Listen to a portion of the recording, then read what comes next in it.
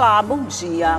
A Defensoria-Geral do Estado teve muito o que comemorar no ano passado e fechou o ano assim com chave de ouro, vamos dizer, inaugurando um estilo novo de localização de trabalho que foi o escritório container. A gente já falou aqui sobre isso, mas 2020 começou assim cheio de planos também, e é sobre isso que nós vamos conversar no programa de hoje, porque quem veio tomar café comigo nessa manhã foi o doutor Alberto Bastos, que é o defensor público-geral do Estado. Bom dia, doutor Alberto. Bom dia, é um prazer estar aqui novamente com você e com os telespectadores da TV Assembleia. Eu que agradeço mais uma vez você vir aqui conversar comigo para compartilhar essas informações. Vamos só falar um pouquinho de 2019, eu acho que foi um bom ano para vocês, não foi? Foi um excelente ano para a Defensoria Pública, no qual ela se consolidou mais eficiente, mais próximo da população e observando os critérios de economicidade e sustentabilidade para a gente poder cada vez mais evoluir. A Defensoria Pública, no ano de 2019, realizou mais de 450 mil atendimentos, resolveu extrajudicialmente, ou seja, sem a necessidade de buscar o judiciário, mais de 7 mil casos. Isso corresponde a um número bem significativo comparado aos anos anteriores, que ficou no patamar de 2.500 acordos, 2.500 resoluções extrajudiciais. Nós visitamos muitas comunidades. Para se ter uma ideia, em 18 meses nós visitamos 65 comunidades. Só no ano de 2019 foram 50 comunidades. Isso dá uma média de pelo menos uma comunidade por final de semana. Por final de semana. Então, nós temos 52 semanas, vocês eram 50, né? Quer dizer, juntou quase todos os anos anteriores num ano só, vamos dizer assim, a média, né? Ficou bem. Esse ano dá para ir nesse mesmo ritmo, com esse mesmo fôlego? Sim, a gente tem essa pretensão de aumentar cada vez mais a nossa resolução extrajudicial, porque isso leva o acesso a direito de uma maneira muito mais rápida aos nossos assistidos. E a gente tem uma pretensão, até já prevista no orçamento, para que a gente consiga construir aí em torno de 11 núcleos no interior do estado. Então é levar acesso à justiça àqueles que até então não dispunham do serviço da instituição de uma forma perene, de uma forma contínua. Esse é o nosso maior objetivo. Atualmente a Defensoria Pública ocupa apenas 38 comarcas de 112, é um número bem pequeno ainda, né? E a gente busca cada vez mais, estava buscando cada vez mais essa interiorização, e me parece que agora com a destinação orçamentária, que no ano de 2020 nós iremos expandir as nossas atuações e levar mais direitos a quem mais precisa, a população carente do estado. Eu disse que vocês fecharam o ano em grande estilo, e eu estava falando exatamente desse modelo sustentável, né, de instalações da Defensoria Pública, quando vocês inauguraram um container como um local de trabalho igualzinho a qualquer outro, que se a gente entrar não percebe. Esse modelo, quando o senhor fala em construção de novos núcleos no interior, ele pode servir de modelo para essas novas instalações? Ele servirá de modelo, é uma nova metodologia da Defensoria Pública, evitar gastos com locação, com reforma de imóvel e instalar núcleos containers com energia solar. Então é um núcleo ecológico que visa não só atender o critério da economicidade, porque ele sai em torno de 50% a 70% mais barato do que comparado a uma construção de alvenaria, e mais, nós teremos uma energia renovável. Nós não gastaremos mais com energia elétrica com esses novos núcleos, porque a energia solar, o investimento que nós estamos fazendo é para tornar autossustentável, é para que o estado do Maranhão, por estar localizado bem próximo à linha do Equador, tem uma incidência solar muito grande. Bem grande, o ano todo, então, né?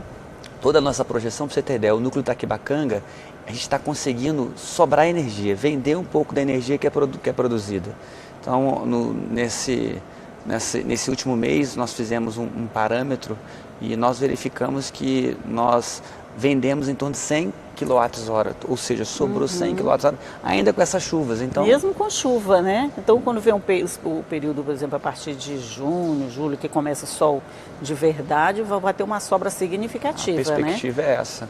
E a gente também pretende instalar usina solar na Defensoria Pública, fazer um investimento na cidade de Caxias, na cidade de Coroatá, para que a gente consiga cada vez mais diminuir esse gasto, que atualmente é em torno de R$1 milhão por ano. É mesmo? Com energia elétrica. Mesmo assim, é muito alto, não é? Muito alto. Mas isso você está contando todas as unidades? Todas as unidades. São 38 unidades no interior do estado e 4 unidades aqui na capital.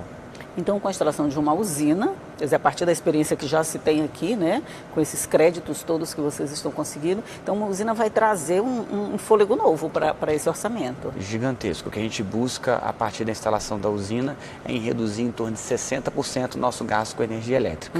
Então, em torno de 60%. Ainda não ficaria autossuficiente, é o nosso principal objetivo, porém, 60% para o ano de 2020 já é um grande avanço. Olha, se eu reduzir 50 lá em casa já estava de 40, já estava achando maravilha. Imagine 60%. Eu acho que é um feito bem. Com relação a essas novas unidades que vão ser implantadas no interior, são comunidades que ainda não têm ou que vocês vão dar uma nova cara para onde já tem o serviço da Defensoria? Não, a gente quer expandir para onde ainda não tem o serviço não tem da mesmo. instituição. Exatamente. A Defensoria Pública ela foi contemplada no orçamento participativo. É um programa do governo do estado em que todos os secretários saem dos seus gabinetes, fazem audiências públicas em determinadas regiões, aqui no estado foram 35 regiões, e pergunta para a população, aonde você quer que o governo do estado priorize a alocação de recursos?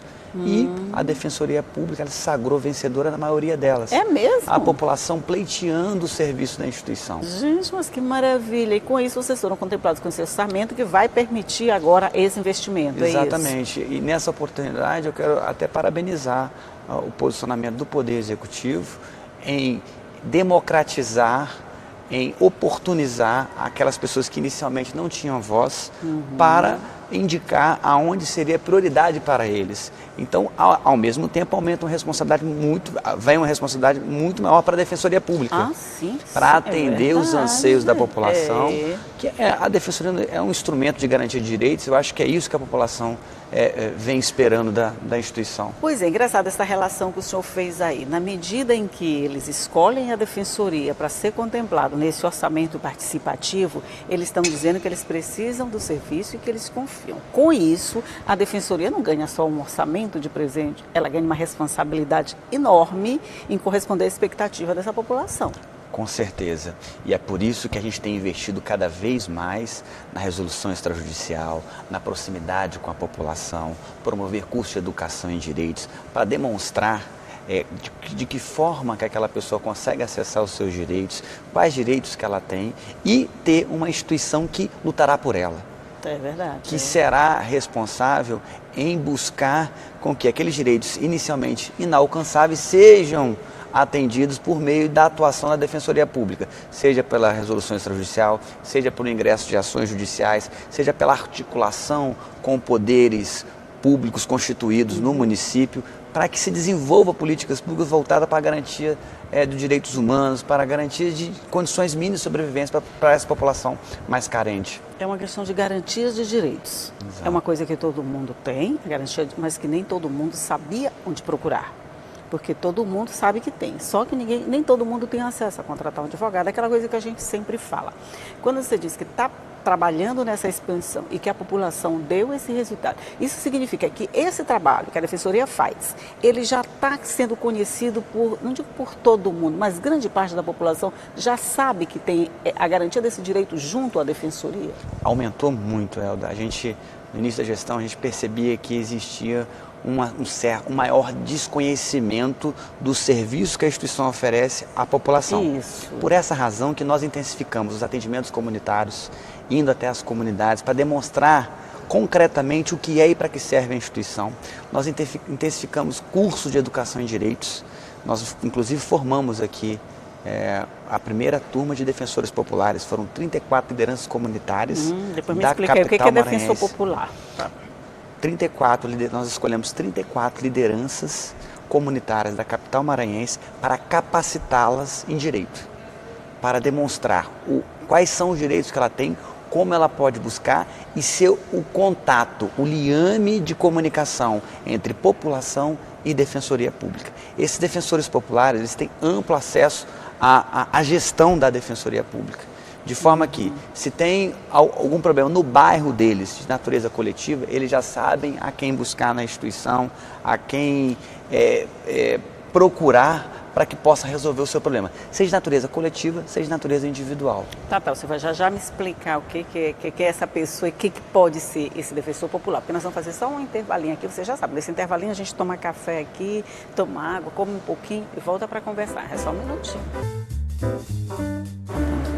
Estamos de volta aqui, eu estou conversando com o Defensor Público Geral do Estado, doutor Alberto Bastos, e a gente estava falando nessa formação de defensores populares. Primeiro, quem que pode ser? Eu posso? Pode, seria um prazer. Olha, eu me metendo na... Pode, Elder, seria um prazer. Todas as pessoas que desejarem uma capacitação maior na área de direitos, ela se inscreverá nesse curso. Especialmente quem se interessa mais são as lideranças comunitárias de bairros. Isso, aqueles que já atuam dentro da comunidade, mais ou menos isso. Perfeito. E aí a Defensoria Pública chama essas pessoas para dentro da instituição.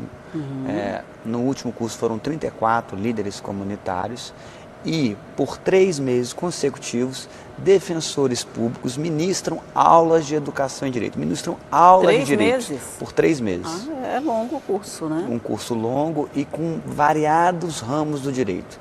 Desde direito da criança e adolescente, direito à saúde, direito à moradia, direito de família. Então, são vários ramos em que a gente parte de uma premissa teórica e depois para uma questão prática.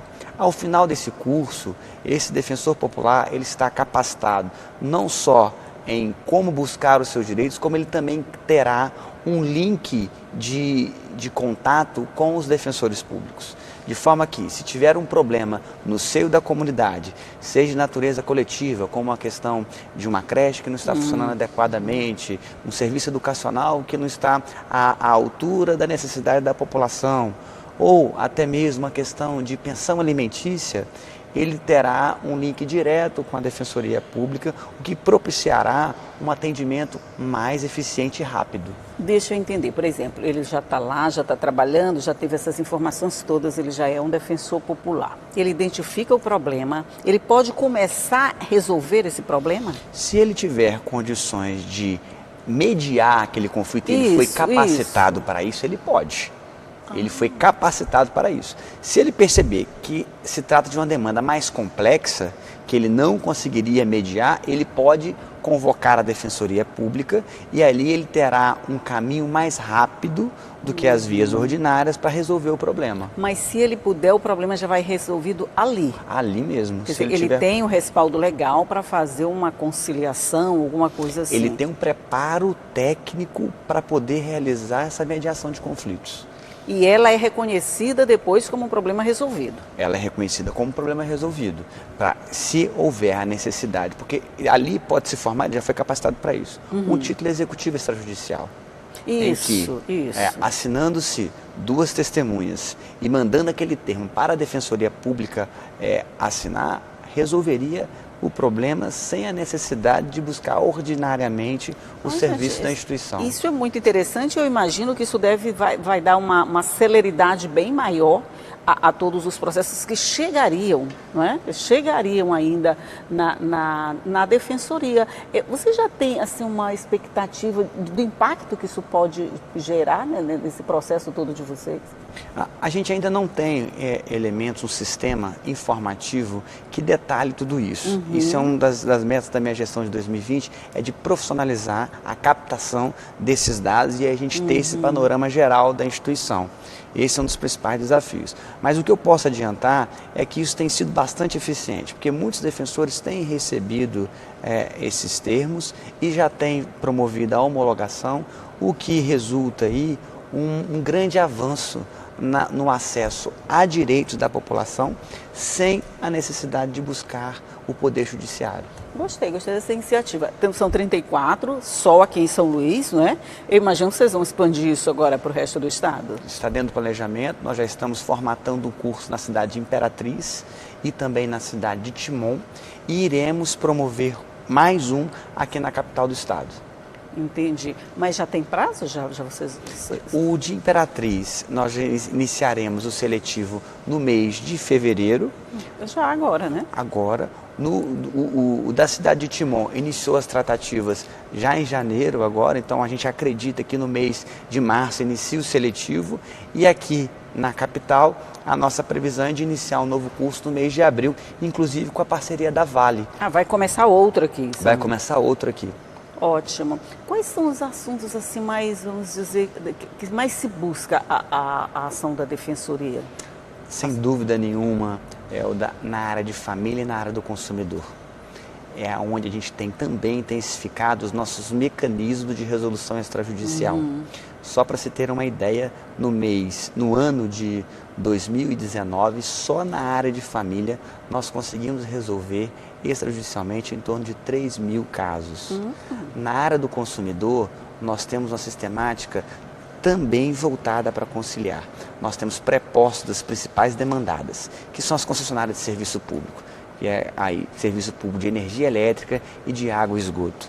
Então, existem pré-postos dessas empresas na Defensoria Pública para resolver extrajudicialmente. E isso tem tido um êxito muito significativo, pois 70% das demandas têm sido resolvidas extrajudicialmente. É como se funcionasse uma mini agência, uma representação da KM e da SEMAR dentro da Defensoria, o que facilita bastante esse trabalho, né? Quer dizer, buscarem essas empresas para resolver, elas já estão lá facilitando esse trabalho. Muito, Elda, porque se for pela via ordinária... Isso, imagino. Tem que minutar um ofício, aguardar 15 dias para a resposta, vir a documentação, aí percebendo que a empresa não atendeu uma recomendação que deveria ter atendido, tem que se ingressar com uma ação judicial. Por esse mecanismo é muito mais fácil, a pessoa chega, narra o problema na frente de representantes da Defensoria Pública e naquele momento ali já se busca uma mediação para que se resolva o problema e termine naquele momento em que foi agendado para esse atendimento em conjunto. Tem algum caso em que é resolvido logo assim numa primeira conversa? Tem muitos casos que são resolvidos, sim, muitos casos. A gente percebe que existe alguma... Eu sou da área do consumidor, estou na Defensoria Geral, mas sou da área do consumidor, então acompanhei muito de perto esse tipo de demanda. E isso é o que dá mais prazer ao defensor público. É você resolver extrajudicialmente, ou seja, promover o acesso a um direito do assistido de forma muito mais rápida, muito mais eficiente. E ele sai com a sensação de que, quando eu procuro aquele órgão, eu resolvo. Isso que é bom. O nosso principal objetivo é esse. O seu mandato está terminando agora em junho. Você está com essa sensação de dever cumprido? De dizer, eu estou fazendo o que eu vim fazer? Elda, sim. Eu me propus a chegar na Defensoria, na gestão da Defensoria Pública e tornar uma Defensoria Pública mais eficiente, mais próxima da população e que atenda aos requisitos da economicidade e sustentabilidade. Então, eu olhando agora os últimos meses em que eu estive na gestão da Defensoria Pública e verificando esses resultados de um ônibus escritório para atender a população, cursos de defensores populares, cursos de educação em direitos, mecanismo de resolução extrajudicial, utilização de energia sustentável, adoção de transporte por aplicativo, substituindo carros locados, que economizou em mais de R$500 milhão. Então, ou seja, são medidas pioneiras e que visam readequar as finanças à crise estatal e prestar, e sem perder na qualidade, de prestar um serviço à população que seja mais digno, que seja mais rápido, mais eficiente. Então,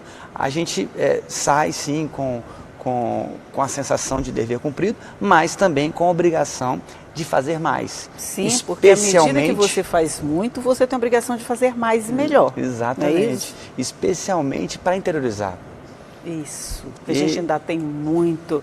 Nós temos 217 municípios, 30 e quantas comarcas? Nós estamos em 38 comarcas. 38, apesar de termos 218 municípios, são 112 comarcas. 112 comarcas, né? Então, tem muita coisa ainda a se fazer. Esse ano se avança muito nesse sentido? Sim, eu acho que esse ano a gente conseguindo aí cumprir a meta de 11 núcleos, a gente passaria aí de 38 para quase 50 núcleos, 49, quase 50 núcleos. É um aumento significativo em 12 meses, especialmente nesse momento de crise. A gente percebe também que está havendo uma evolução, que a gente tem saído um pouco dessa crise econômica que estava assolando, que 2019 foi muito difícil. E é fácil culpar a crise. Eu não fiz isso porque as coisas estavam difíceis, eu não fiz aquilo porque as coisas estavam difíceis, mas é no meio dessa crise que a gente busca alternativas, né? Porque quando está tudo acomodadinho, não é fácil, a coisa segue quase no piloto automático, né? A gente está falando de todas essas facilidades e de toda essa credibilidade que a Defensoria conseguiu ao longo do tempo, mas é bom lembrar que tem pré-requisitos para acessar os serviços da Defensoria, né? Muito bem, Elda. Em regra, as pessoas que não têm condições financeiras, e assim são consideradas aquelas que têm uma renda de até 3 salários mínimos. Isso na família, a renda familiar de 3 salários mínimos. Então, isso é um critério econômico. Existe também um critério de vulnerabilidade. É o caso, por exemplo, de idosos, crianças e adolescentes que, em determinada situação de extrema vulnerabilidade, independentemente do critério econômico, a Defensoria Pública tem que promover a atuação. Então são esses os 2 principais requisitos, né? Está dentro desses requisitos, gente, precisou, procura a Defensoria Pública. Pode parecer uma coisa complicada, dizer, o pessoal de lá é muito...